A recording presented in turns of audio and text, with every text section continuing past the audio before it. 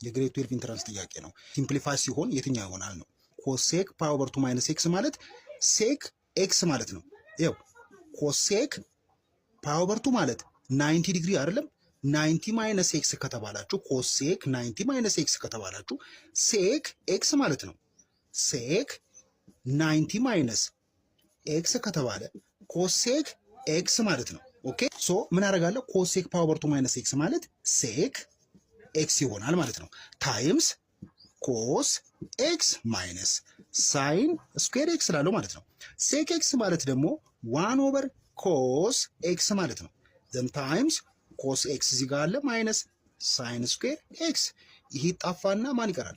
አንድ 1 ማይነስ ሳይን ስኩዌር ኤክስ ይሆናል ማለት ነው። 1 ማይነስ ሳይን ስኩዌር ኤክስ ደግሞ ኮስ ስኩዌር ኤክስ ነው። ቢኮዝ ሳይን ስኩዌር ኤክስ ፕላስ ኮስ ስኩዌር ኤክስ ኢዝ ኢኳል ቱ 1 ማይነስ ሳይን ስኩዌር ኤክስ ኢዝ ኢኳል ቱ ምን ይሆናል?